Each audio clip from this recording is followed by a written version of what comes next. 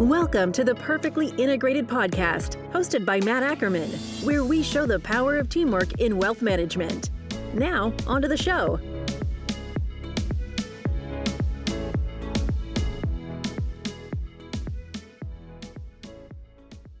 Business owners and entrepreneurs are some of the most fascinating people in the world to me. They're builders, they're dreamers, they're problem solvers, they're employers.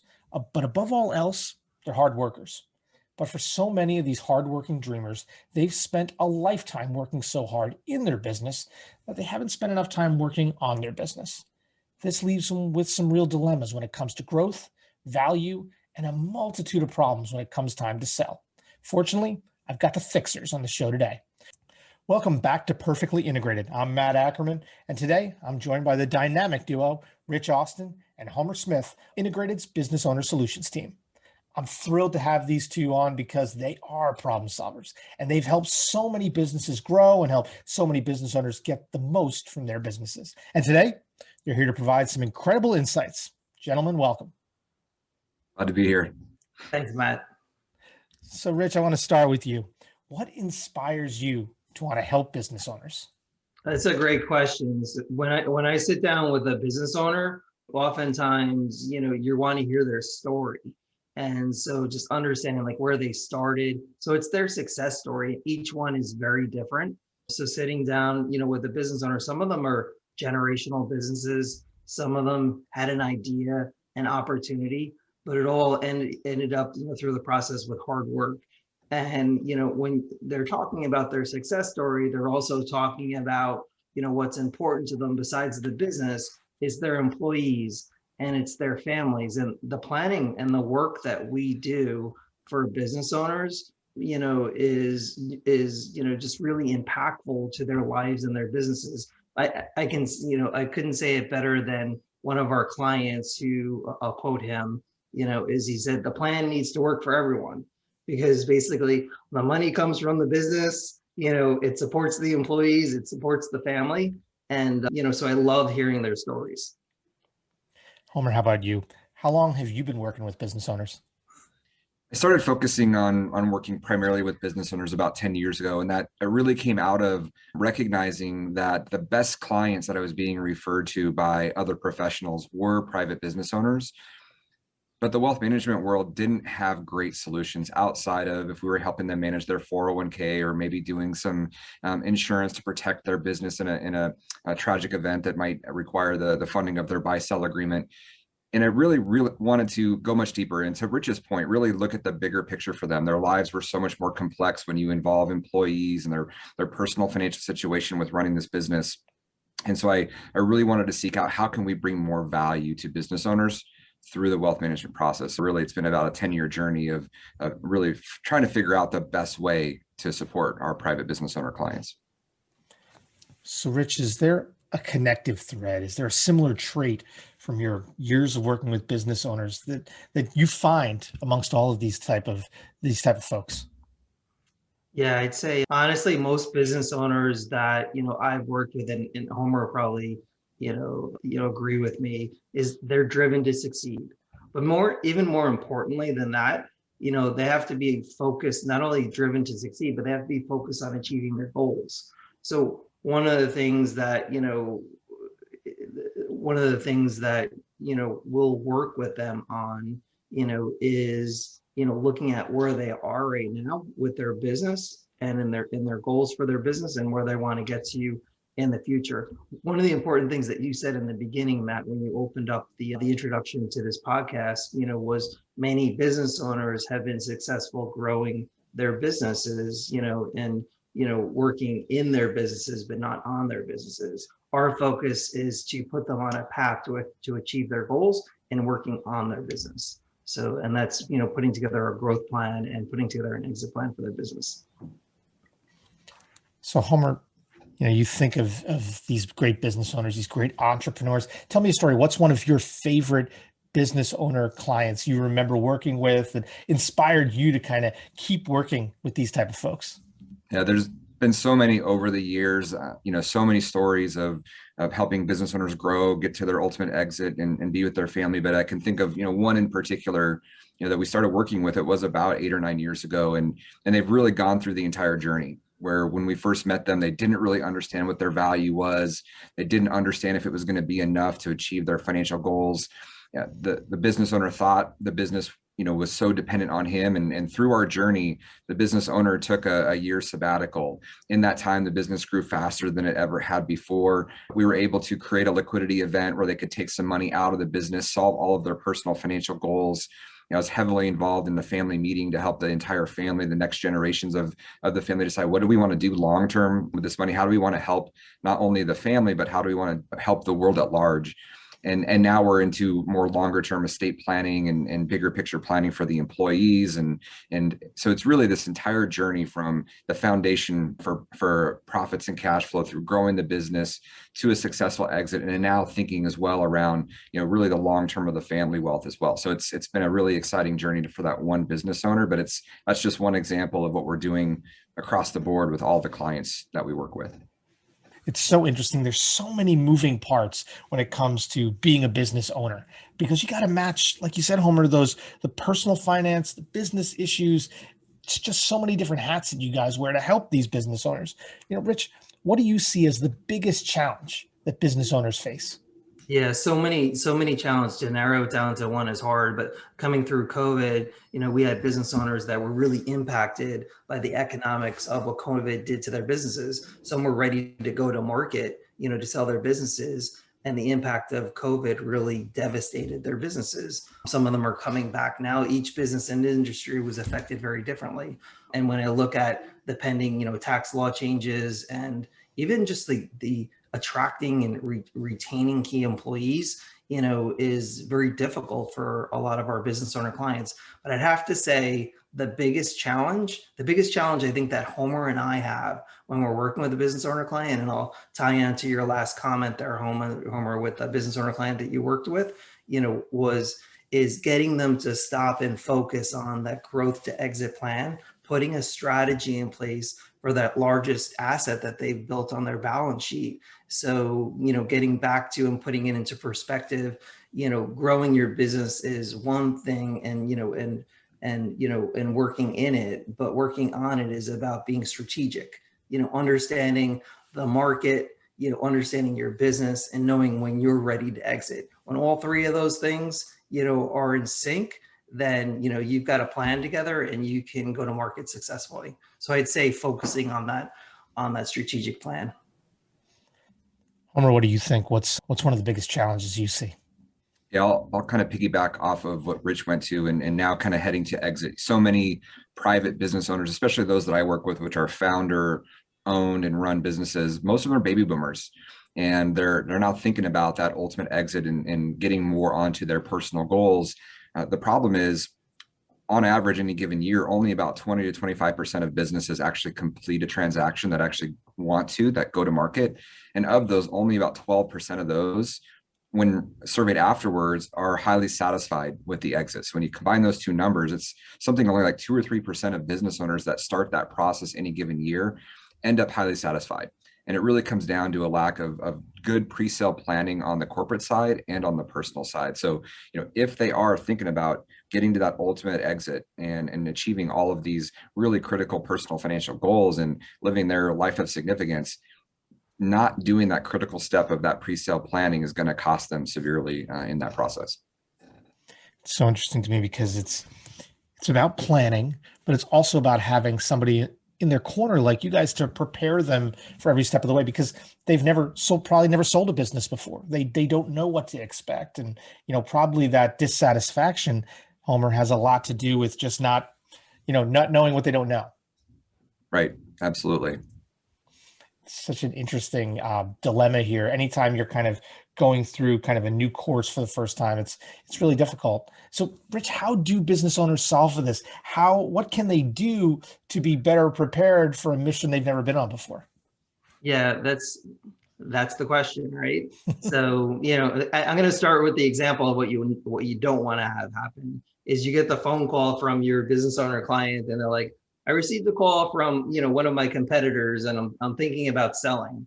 And, and honestly, they're, the business owner themselves, the negotiate, but what are the problems with that? business owner negotiating their own deal. They don't have the strategic team in place, between, the advisory team, and one prospective buyer is not a market. So what could they be doing? It's regardless of whether you're looking to position out of your business a year from now, 5 years from now, start to work on a strategic plan, talk to an advisory team, with skill sets like Homer and I bring to the table, bringing in the business attorney, the accountant, looking at putting together observations as to what needs to be corrected in the business, whether it's financial, whether it's the key management team, whether it's legals, putting it all together, identifying the risks and addressing them. And when you're ready to go to market, remember what I said before, when you're ready to go to market, it's about, understanding that the market's ready. And right now, the markets, I was just on the phone yesterday with a few different M&A firms with one of our business owner clients. And they're like, the market is really strong. There's a lot of money out there. The multiples are high. Right now, the market is ready. Is the business ready?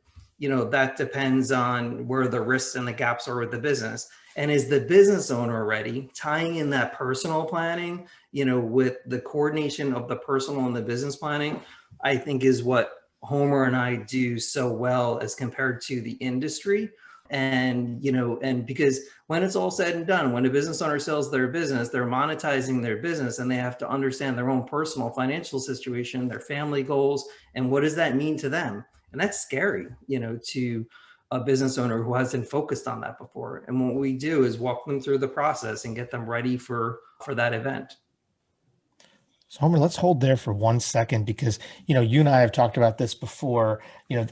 Rich, you said it earlier, keeping them focused is difficult, but, when you get an overwhelming offer from a competitor, Rich, like you're talking about, or suddenly you've just exhausted by running this business day in and day out. Homer, talk to me about how long this process takes to sell a business, because I think once business owners have that number in their head, they can get their mind right a little bit that this isn't something that's overnight or somebody slips across a piece of paper across the table to you. It's a process.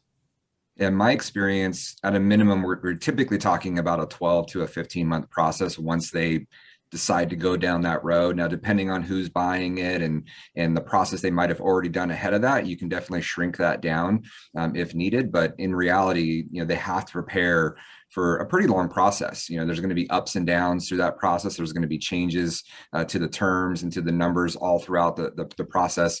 But it's definitely something that they're going to have to mentally prepare for. This is going to be a 12 to 15-month journey once they go down that road in most cases. And Rich, that journey can be an arduous one. Because again, not an overnight process, not that offer slipped across the table and sold and handshake.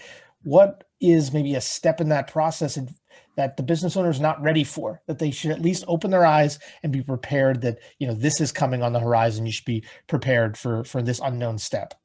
So two things come to mind, if I can share both of them. One's early on in the process, and one's like you're in the meat of it. So early on in the process, most important thing, in my opinion, those financials for the business need to be in good order. There's no way you can even have a conversation, in understanding the market and the multiples. The financials are a mess. So having financials where you can easily kind of see the last couple of years or project out the next couple of years, depending on the industry and the growth, is really important, because early on those conversations aren't going to be that helpful, and it might even dissuade a business owner from even wanting to go to market.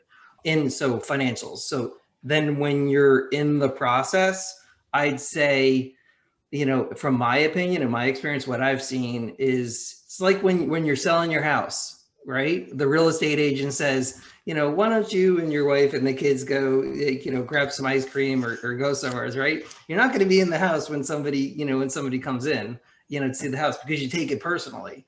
Business, same thing with a business owner. No one wants to hear that their baby's ugly.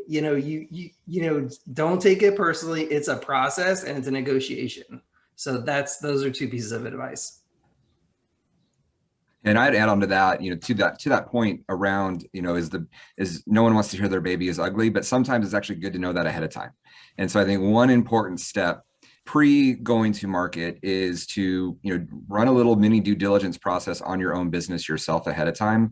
Understand where are the areas within your business that, whether it's a private equity group or a strategic buyer, where are the areas that they're going to really identify as issues, risks that you're going to have to address and have a good story around, and where are the issues where your business shines that you're going to really be able to focus on and helping them understand the benefits of buying your business. So I think it's kind of a little bit ahead of time of understanding, and also in a little bit of a mindset, are we putting some lipstick on this pig? Or do we have time to really fatten this pig up for market and do some things within the business over that 12 to 15 months before we go to market to really put this business in the right order, to Rich's point with those financials, or maybe it's something to do with your customer concentration. There's a lot of issues that you might need to address. The sooner you can do that before you go to market, you're going to put your business in a much better shape to have a smoother process.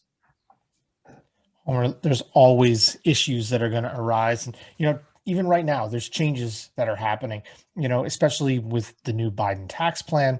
How could business owners be impacted by some of these changes coming from the new tax laws? And obviously, we don't know what the final bill is going to be yet. We're starting to just get rumors on different components of it. But so far from what we've seen, I think there's three key issues that business owners are going to have to deal with. First is a potential rise in the corporate tax rate. So whether you're a C Corp or or a flow through, and individual rates might also be going up. There's going to be issues just around higher taxes in general. I think a big one around some of the topics we've been discussing today around selling your business. They've talked about the capital gains rate going up significantly for incomes over $1 million. And so most of the business owners we work with, their business is going to sell for well over $1 million. And so they're going to be pushed into that bracket where they're talking about potentially an additional 20% almost in taxes on top of the current 20%-ish or so that they would pay today. So a significant increase in capital gains tax on that sale. And then finally, another one they've talked about on the estate planning side is potentially an elimination of the step up in basis.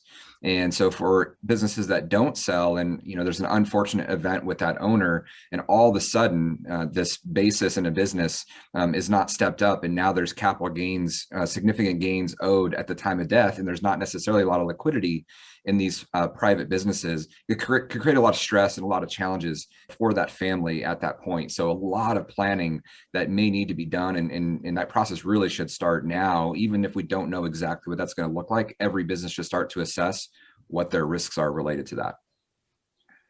Yeah, I totally agree with those points. And just a quick example, we just worked with a business owner who's, just sold their business a little bit more than $30 million in enterprise value. The pre-sale planning that we were able to do with that business owner saved them millions of dollars in income taxes, plus put a legacy plan in place, for future generations for their family. So just to put it in perspective, the value of that pre-sale planning. And they just completed the transaction, recently in the last 30 days. We started working with them about 1.5 years ago. Wow. So with that kind of timeline in mind, is there still time? Is now the time for owners to be thinking about selling, Rich? If with the timeline you need in order to make a sale happen, but with these tax law changes kind of on the horizon? Yeah. So I think that that's a great question. I think that, it's getting kind of tight to get a transaction probably done this year. If somebody let's make an assumption, right? Let's make an assumption that next year the capital gains rates are going to be twice what they are today. So if a business owner is looking to go to market and those capital gains rates are going to be higher next year, then pre-sale planning and mitigating some of those overall taxes is even more important. I can't answer that question fully because for each client, it's going to be very different. But what I can say is that starting the pre-sale planning is important, and looking at where we are, because it all kind of ties together. It's what's the value you're going to get for the business, right? And today the market and the multiples and the cash that's available is really good. It's a hot market. And, so that's one piece. Maybe 5 to 7 years from now, the M&A market is cyclical, just like other industries and the investment markets. So right now, it's a good time for a business owner looking to sell their businesses. Taxes, ultimately what you get and what you keep are two different things. So that pre-sale planning helps you keep more. And there, you know what, there's some strategies that can be used depending on a business owner, and their ultimate goals to mitigate and or to strategize, some of those income taxes. Homer, so many moving parts. What's the best first step to success for a business owner right now? Yeah, I think whether you're looking to sell your business now or not, and if you're worried about the taxes, doing a stress test or an assessment of your business is going to help uncover not only those opportunities on the pre-sale planning if you are going to market, but we're going to uncover a lot of other risks and issues along the way as well. So whether it's issues around cash flow and tax enhancement opportunities, whether it's around transfer issues that we're going to uncover within the business or even in your personal financial situation, we often uncover a lot of asset protection issues. So liabilities that business owners weren't aware that they had going on. And then also if they are charitably inclined, combining strategies around tax planning, exit planning, and their personal financial goals, there's a lot of great things that can be done for the world at large if they're charitably inclined. And so there's lots of planning to be done, but it has to start with an assessment. So that's that first step, is really diving deep, looking at your business and also connecting that with your personal financial world, and just looking and seeing what are the opportunities and gaps that are sitting there for you. Absolutely. And another great first step is to talk to guys like Homer and Rich. They know this, they can help you through this. Everybody needs some guidance along these kind of journeys, and these guys are fantastic. Now, last question always comes from my 9-year-old son, CJ. I'm fortunate that, no one's ever told me my babies are ugly, which is good for them, I guess. So I told CJ how you both work tirelessly with business owners. So he asked, when you were 9 years old, what kind of business did you want to own when you grew up? So Rich, I'll ask you that question first. Great question. Tell CJ I said thanks for the question. So 9 years old, put it in perspective, I'm in third grade, right? So I think I always just wanted to be a lawyer. I don't know why. And I accomplished my goal. I went to law school. So, I did that. I don't think I really thought through what I wanted to do with my law degree. So coming out of law school and, going into finance and now running a business, with at Integrated Partners, with business owners, I've been able to use my legal background and what I learned, in law school, you learn how to think. Taking that application and some of the legal principles to conversations with our business owner clients has been so helpful. And then combining that, with skill set like other colleagues at Integrated Partners like Homer has been phenomenal. So Homer, how about you? When you were 9, what kind of business did you want to own, buddy? Yeah, CJ, another great question. Mine's probably a little more simple than Rich's. I wasn't that forward thinking. I guess I was such a Seahawks fan, still am, that I'm sure my wish as a 9-year-old was to own the Seattle Seahawks. So mine, again, a little more simple, didn't quite go that direction. Ended up here as a business owner in the financial world, but and super happy with that. But yeah, it had to be, growing up, had to be something sports related, and very likely was wanting to own the Seattle Seahawks. Nice. Well, I can just see you owning them. And, Dave Craig was probably like their quarterback at that point. Dave Craig, Steve Largent, Kurt Warner. Yep. That was who I See, grew up look with. at this. I feel I called that one. I had that one written down on a piece of paper when CJ asked the question. So I feel like, because that was probably my dream too. When I was 9, I wanted to own the Baltimore Orioles. So We'll see. Maybe someday I will. Maybe someday I'll be selling them and come back to you guys for some advice. There's still time. There's still time. There's still time. Rich, Homer, thanks so much for a great conversation today. Always great to talk to guys like you. And hey, for Perfectly Integrated, I'm Matt Ackermann. Have a great day.